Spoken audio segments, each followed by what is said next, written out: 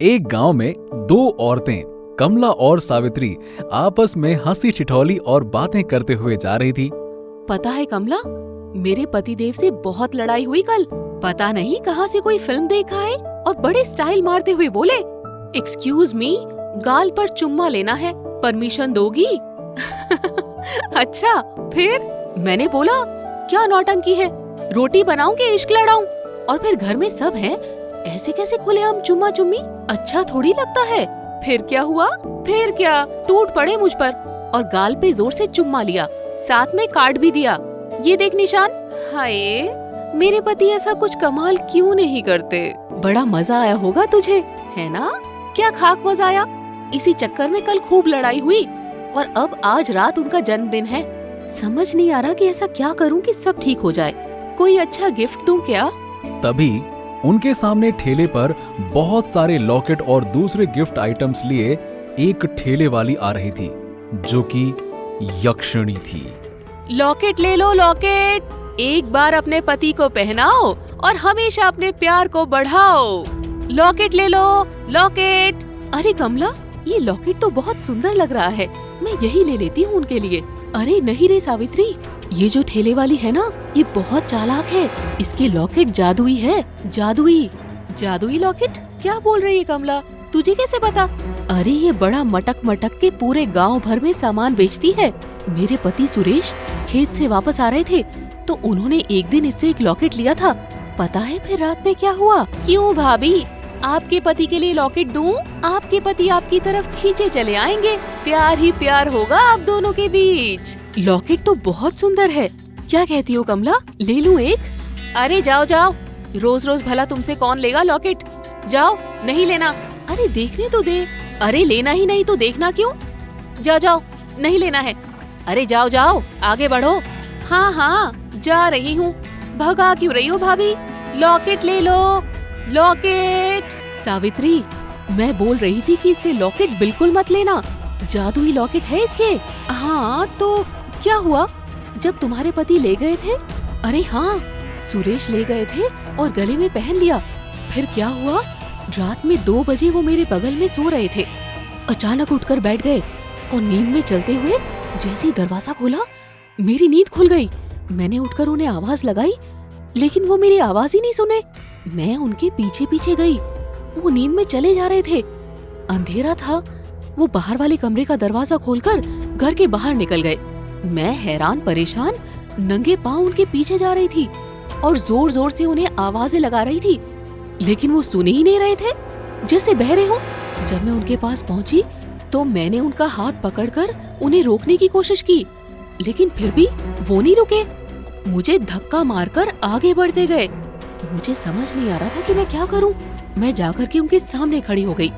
उन्होंने मुझे धक्का मारा और धक्का मुक्की में जैसे उनके गले से लॉकेट टूटकर गिरा, उन्हें होश आ गया और अचानक से बोले, मैं यहाँ कैसे पहुँचा? फिर मुझे समझ आया कि हो ना हो इस लॉकेट में जरूर कुछ गड़बड़ है। अच्छा, क्या बात कर रही है? ऐसा कैसे हो सकता है? अरे अब तुझसे क्यों झूठ बोलूंगी रे? जब से ये इस गांव में आई है, कुछ लोगों के साथ ऐसा ही सुनने को मिला है। ले, मेरा घर आ गया, मैं तो जा रही हूँ, लेकिन विजय भाई साहब के लिए कुछ अच्छा खाने को बना, वो मान जाएंगे। लॉकेट वॉकेट भूल जा, समझी? चल मैं जाती हूँ।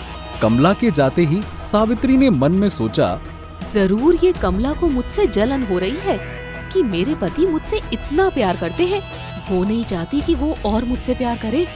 बड़ी आई, मैं जैसे इसकी बात मान जाऊंगी। मुझे तो नहीं सुनने को मिला गांव में किसी के साथ ऐसा हुआ हो, पता नहीं इसके साथ ही सब कुछ होता है। वैसे तो कमला और सावित्री एक दूसरे की बहुत अच्छी दोस्त हैं, लेकिन कहीं न कहीं कमला को सावित्री और उसके पति के प्यार को लेकर शिकायत रहती थी कि उसके पति उसके साथ वैसा प्यार क्यों नहीं करते हैं जैसा सावित्री के पति करते हैं।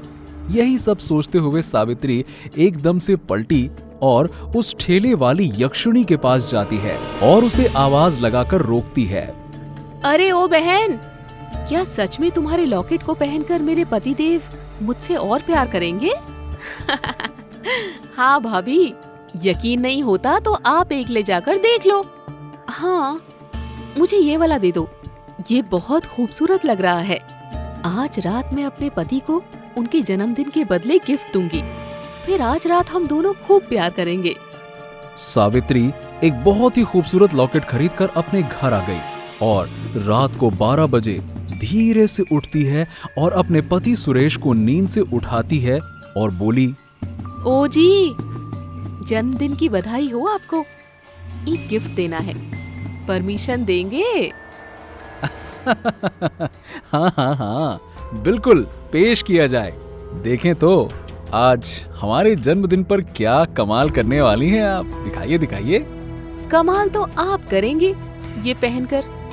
लाओ, मैं पहना देती हूँ।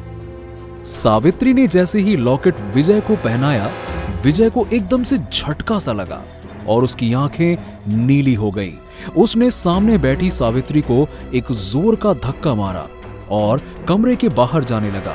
ये देख सावित्री हैरान हो गई और विजय घर से बाहर निकला और उसने बाहर का दरवाजा बाहर से बंद कर दिया और सीधा जंगल की तरफ जाने लगा। इधर सावित्री घर के अंदर जोर जोर से चिल्लाती रही, लेकिन विजय ने उसकी एक न सुनी। अगले दिन सुबह होते ही जब किसी ने सावित्री के घर का दरवाजा खोला तो वो भागते हुए सीधे कमला के पास गई। कमला, मुझसे गलती हो गई। तूने सही कहा था, वो लॉकेट जादुई है। मैंने उसे खरीद के अपने पति को दे दिया और वो रात को मेरी आंखों के सामने चले गए। और मैं क्या कहा? चले गए? कहाँ चले गए विजय भाई साहब? पता नहीं कहाँ गए। अब क्या करेंगे कमला? अब तो एक ही उपाय है कि मेरे पास जो लॉकेट है मैं उसे आज रात अपने पति को पहनाऊंगी और जब वो रात में जाएंगे तो मुझे यकीन है वो उसी जगह जाएंगे जहाँ तेरे पति गए हैं। तो इस तरह हम उन्हें ढूंढ सकते हैं। कमला और सावित्री दोनों ने आज रात कमला के पति सुरेश को सब कुछ बता दिया और समझा दिया और फिर लॉकेट पहना दिया। अब रात को जैसे ही 2 बजे ठीक उसी समय कमला के पति को एक झटका सा महसूस हुआ और उसकी आंखें नीली हो गईं और वो चुपचाप उठकर घर से बाहर निकलकर जंगल की ओर जाने लगा और जाते जाते बाहर से दरवाजा बंद कर दिया। कमला के देवर अर्जुन ने दरवाजा खोला और अर्जुन, कमला और सावित्री तीनों सुरेश के पीछे पीछे जाने लगे। कमला का पति सुरेश जंगल में चलते चलते एक गुफा के पास पहुंचा जहां एक गजब की खूबसूरत औरत आग जलाकर बैठी हुई थी और उसके सामने सावित्री का पति विजय बैठा हुआ था। सुरेश भी जाकर विजय के बगल में बैठ गया और वहीं यक्षिणी आंख बंद किए हुए लगातार मंत्रों का जाप कर रही थी और ये सब देखकर कमला और सावित्री दोनों घबरा गए। तभी चुपके से जाकर अर्जुन पीछे से विजय और सुरेश के गले से वो लॉकेट उतारने के लिए अपना हाथ जैसे ही आगे बढ़ाता है, सामने बैठी यक्षिणी अचानक से अपनी आंख खोलती है और अर्जुन का हाथ पकड़ लेती है। बेवकूफ, ये दोनों मेरे शिकार हैं। इन्हें हाथ भी लगाया ना तो तुझे इसी आग में भस्म कर दूंगी। चले जाओ यहाँ से, नहीं तो सबको इसी अग्नि में स्वाहा कर दूंगी। ये मेरा पति है और मैं एक सुहागन हूँ। इसी अग्नि के सामने मैंने इनके साथ 7 फेरे लिए हैं और इसी अग्नि के सामने मैं तुझे ललकारती हूँ कि मेरे पति को हाथ लगाया तो एक सुहागन की हाय लगेगी और इसी अग्नि में जल जाएगी तू। ये सुन यक्षिणी थोड़ा सा परेशान हो गई और उसने अर्जुन का हाथ छोड़ दिया और अर्जुन ने तुरंत विजय और सुरेश के गले से वो लॉकेट उतारकर आग में फेंक दिया। लॉकेट आग में गिरते ही यक्षिणी गायब हो गई और विजय और सुरेश दोनों वहीं बेहोश होकर गिर गए। इसके बाद अगले दिन सबने खूब धूमधाम से सावित्री के पति विजय का जन्मदिन मनाया और विजय ने इस बार बिना किसी परमिशन के सबके सामने सावित्री के गाल पर जोरदार चुम्मा ले लिया, जिसे देखकर सब ताली बजाने लगे। और फिर इसके बाद इस गांव में कभी भी लॉकेट बेचने वाली यक्षिणी नहीं आई। दोस्तों, आपको ये कहानी कैसी लगी और क्या आप कभी ऐसे जादुई लॉकेट खरीदना चाहेंगे? नीचे हमें कमेंट करके जरूर बताइए और वीडियो को लाइक करें। साथ ही ऐसी ही मजेदार कहानियों के लिए हमारे चैनल को सब्सक्राइब करके बेल आइकन जरूर दबा दीजिएगा।